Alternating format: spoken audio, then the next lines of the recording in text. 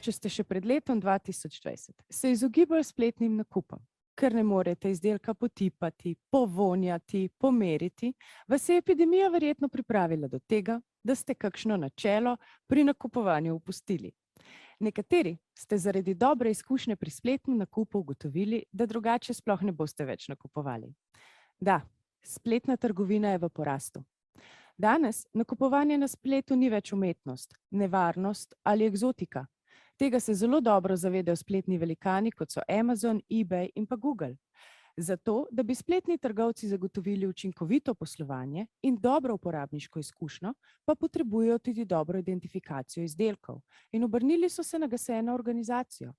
Danes prodaja na spletni polici Amazona ni več mogoča brez številke GTIN. Enako velja tudi za druge spletne velikane.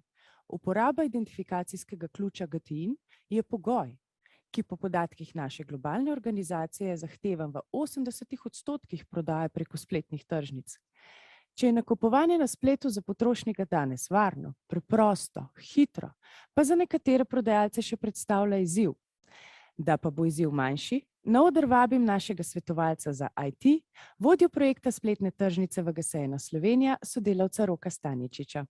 Roku se bo preko Zooma pridružila Ula Stepančič iz podjetja TNG Oprema, ki nam bo iz prve roke predstavila zgodbo o uspehu slovenskega podjetja na spletni tržnici Amazon, kjer velja huda globalna konkurenca. Roko, beseda je tvoja. Hvala ti lepa, Era. Pandemija, ki še vedno traja, je sprožila tektonske premike v spletni prodaji. Vsi se spomnimo lani za dlje časa zaprtih trgovin. V kratkem času je bilo skoraj nujno preseliti prodajo na splet. Drugače prodaja razen osnovnih živil sploh ni bila možna. Na te skoke v prodaji so bili seveda najbolj pripravljeni veliki spletni igralci, kot so Amazon, eBay, Alibaba. Veliko podjetij je nezmožnost prodaje po klasičnih kanalih reševalo s hitro selitvijo prodaje na splet. Tukaj je bilo več pristopov.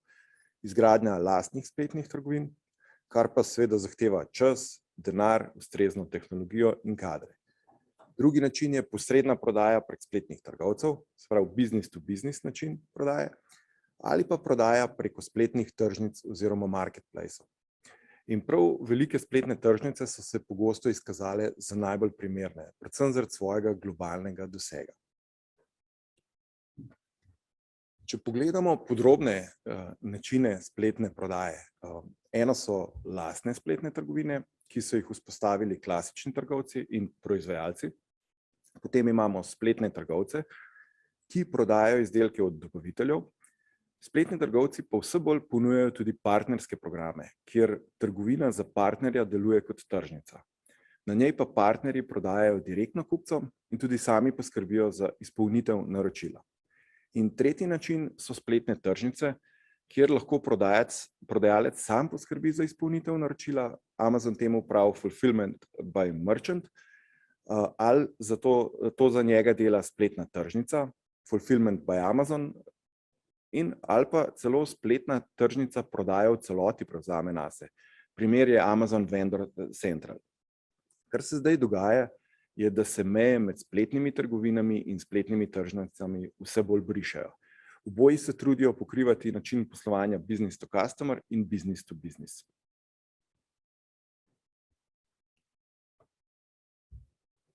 Za prodajo na spletu in spletnih tržnicah ima GS1 seveda standarde, ki se že na veliko uporabljajo v praksi.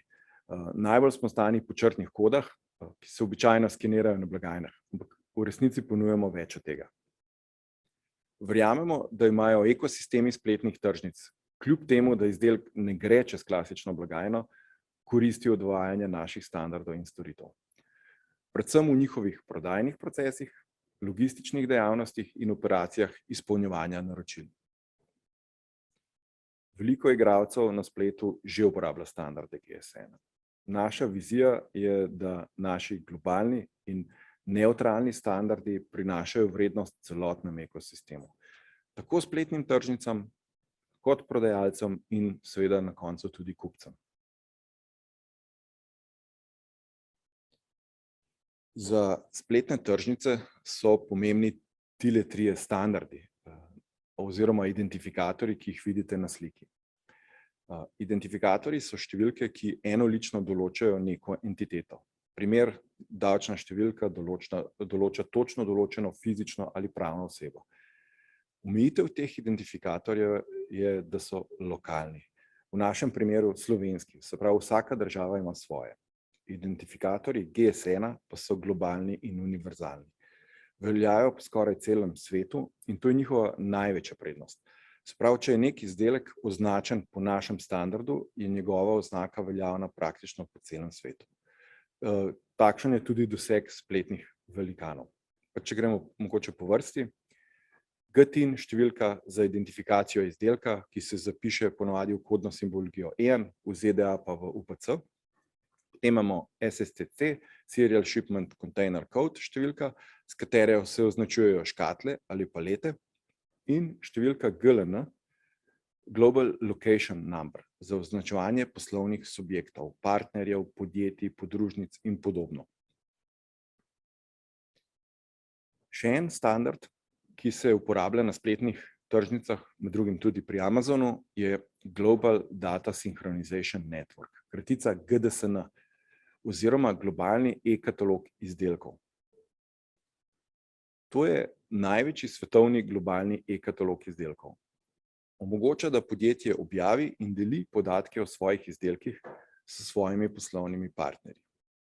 Ti se na podatke od dobavitelja naročijo in jih ob vsaki spremembi prejmejo nove podatke. Številka GLN pa se v GDSN uporablja za identifikacijo podjetja, ki je lahko seveda vir podatkov, na primer dobavitelj ali prejemnik teh podatkov. Primer, trgovec, ki prejema od dobavitelja te podatke. Razlog, zakaj spletne tržnice sprejemajo standarde GS1, predvsem številko GTIN, zapisano v črtni kodi EN UPC, je zelo pragmatičen. Zato, ker gre za uveljavljen in razširjen globalni standard, ki je zgodovinsko preizkušen. Ni potrebno dejansko izumljati tople vode. Dejansko so zadeve v praksi uporabljajo že od 70 let prejšnjega stoletja, letos praznujemo 50 let GTIN-a, ki je bil zasnovan, 3 leta kasneje pa že prvo uporabo v praksi. EN in UPC črna koda in številka GTIN pa so vse standardi organizacije GS1. Še nekaj številk, kako uveljavljen je standard GTIN v navezavi z EN UPC kodom. In zakaj je smiselno, da spletni trgovci, tako kot klasični, uporabljajo naše standarde. Primer, več kot 100 milijonov izdelkov nosi naše kode in seveda številko GTIN. Dnevno se izvede 6 milijard skeniranj naših kod in več kot 2 milijona podjetij po celem svetu uporablja naše standarde, se pravi številko GTIN v navezavi z črnimi kodami.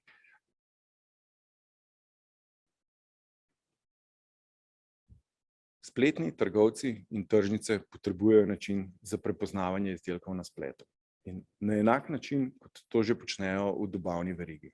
Zato, da zagotovijo, da je tisto, kar potrošnik naroči, v resnici tisto, kar se pošlje, iskalniki, na primer Google in tržnice, zahtevajo GTIN na enak način kot klasični trgovci.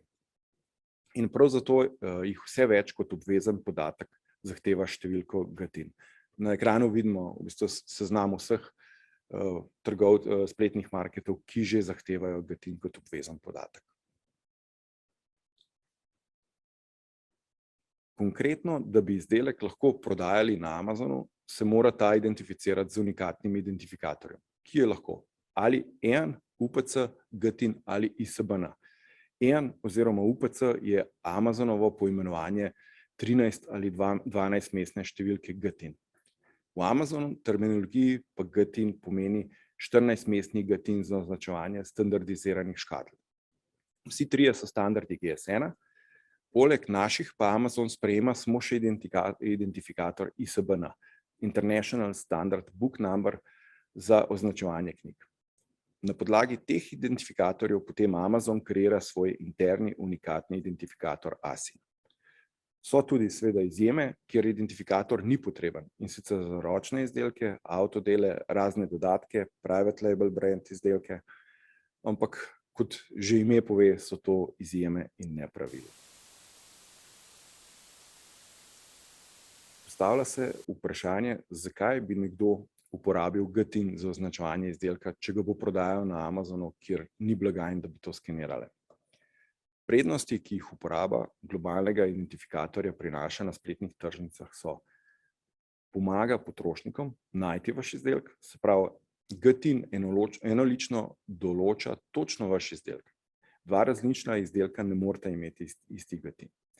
Je kritičnega pomena za marketplace, da upravljajo zalogo. Velika skladišča od Amazona ne bi mogla funkcionirati, če izdelki ne bi bili enolično označeni. Prihajalo bi do zmešnjav.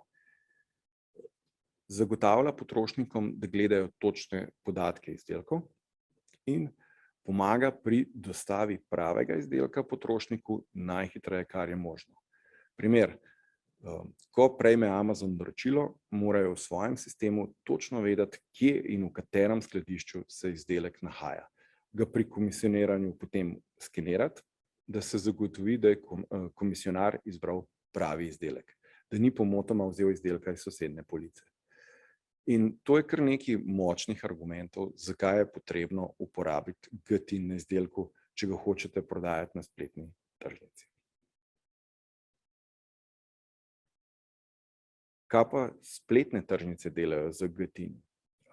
Izločajo podvojene vnose, se pravi na podlagi enakega GTIN-a, izločajo ponarejene izdelke, recimo izdelke z fiktivnimi ali sposojenimi GTIN-i, in izločajo vnose s slabo prodajo.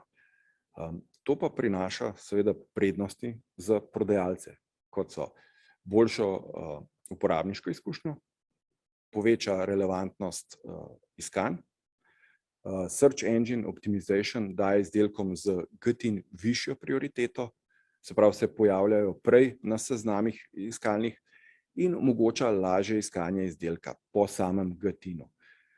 Kar vse to vodi posledično do povečane prodaje. Sedaj pa predajam besedo gospe Stepančič iz našega člana podjetja TNG Oprema. V preteklem letu je uspešno postavila na noge prodajo izdelkov svojega podjetja na spletni tržnici Amazon. Ula, izvoli, ti predajam besedo. Pozdravljeni vsi skupaj.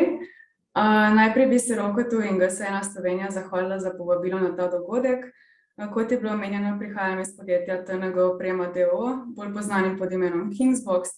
Ukvarjamo se s prodajo športnih naprav in pripomočkov za funkcionalne vadbe, telovadnice, home gyme in vse to z željo, da se uporabniki razvijajo v najboljšo različico sebe. Naše podjetje je na trgu prisotno že več kot 6 let in je sestavljeno iz mlade, motivirane in pa tudi zelo povezane ekipe. Velika večina je aktivnih ali nekdanjih crossfiterjev, zato lahko ponudimo znanje iz prve roke. Imamo pa tudi lasten razvoj in proizvodnjo izdelkov, kar pomeni, da lahko zagotovimo prvovrstno kakovost, hitro dobavo in fleksibilnost. Močno se osredotočamo na inovacije, naša velika prednost pa je tudi možnost izdelave izdelkov po meri.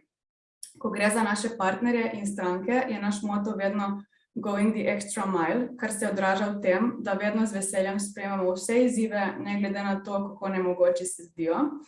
Na naslednjih slajdih lahko vidite nekaj naših glavnih inovacij.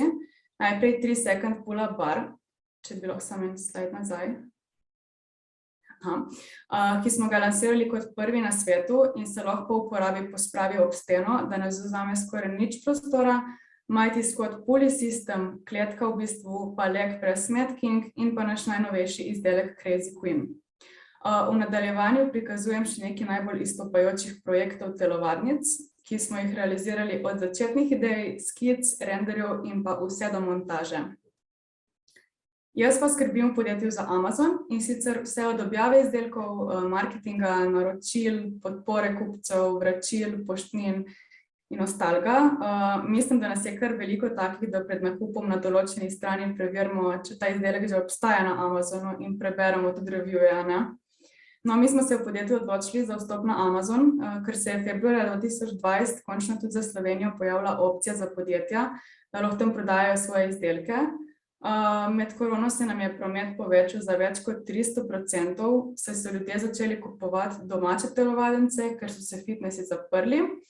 In zaradi tega se nam je tudi porodila ta ideja, da bi svojo ponudbo razširili še na Amazon, ker se platforma neverjetno hitro širi po svetu. Korona je še dodatno pripomogla k naši odločitvi, ker je Amazon globalni igralec in smo si vstopom na to platformo v tem času še povečali doseg kupcev. Tako smo februarja odprli račun in z majem 2020 se je začela akcija. Vse je bilo zaprto, kot sem že povedala, zato smo bili mnenja, da moramo biti čim prej na trgu. V nekaj mesecih smo ujeli val povpraševanj, bil pa je kar velik izziv in pa tudi pritisk v tako kratkem času postaviti celoten brand še na eno platformo, ki je bila popolnoma tuja in nova tako zame, kot pa tudi za naše podjetje. Jaz bi rekla, da je sam proces registracije na začetku kar kompleksen, ker zahtevajo kup dokumentov in verifikacij. Kupiti je potrebno tudi e-kode, pripraviti kakovostne slike, opise, naslove, uporabiti dobre ključne besede. Na Amazonu so zelo pomembni tudi dobri reviewji, dober performance prodajalca in izgled ponudbe, pa tudi pravilna uporaba plačljivega oglaševanja oziroma adsov. Če pa kot prodajalci pošiljate sami izdelke kupcem in jih ne direktno Amazon z njihovim programom Fulfilled by Amazon, morate vi skrbeti za stranke in naročila, če pa uporabljate FBA, v bistvu Amazon v skladišče dostavite izdelke in potem oni skrbijo za vse. Se pravi, če sami skrbite za stranke, je potrebno na sporočila odgovarjati v 24 urah in tudi čim prej potrjevati poslana naročila s številkami sledenja. Amazon je v Evropi trenutno prisoten na 8 trgih, in sicer v Italiji, Nemčiji, Franciji, na Švedskem, Veliki Britaniji, Španiji, na Poljskem in na Nizozemskem.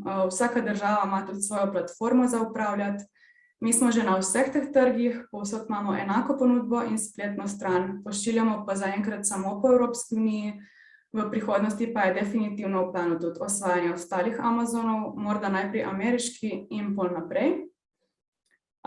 Jaz bi rekla, da se je na Amazonu kot prodajalec najbolje fokusirati v 3 do 5 izdelkov in s tistimi generirati prodajo še za ostale. Potrebno je biti tudi zelo prilagodljivi, ker Amazon neprestano spreminja politike in pogoje in če si imel en dan prej z določenim izdelkom težave, jih lahko danes nimaš več in obratno. Nasploh pa je Amazon zelo zanimiva platforma, ki zahteva natančnost in kar veliko skrb, je pa tudi definitivno platforma prihodnosti, ker se vedno več ljudi z njo spoznava in ji zaupa. Amazon pa se tudi vztrajno širi vsako državo, najprej, kot sem rekla, z njihovimi skladišči Fulfilled by Amazon, pol pa še s platformo. Naše podjetje se bo v prihodnosti širilo tudi na ostale Amazone, ker se je odločitev o vstopu na trg izkazala za pravo, pa tudi zato, ker postaja prodaja na Amazonu zelo pomemben segment. Zaključim lahko, da je potrebno biti zelo aktivni in stalno spremljati dogajanje na trgu, da smo lahko v pravem času na pravem mestu. Evo, najlepša hvala za vašo pozornost in lep pozdrav. Hvala, Ula. Hvala obema. Hvala Roku, da si nam razkril, kakšno je danes. In pa hvala gospe Stepančič, katera nam je prikazala, da z dobro idejo slovensko podjetje v globalni konkurenci lahko uspe.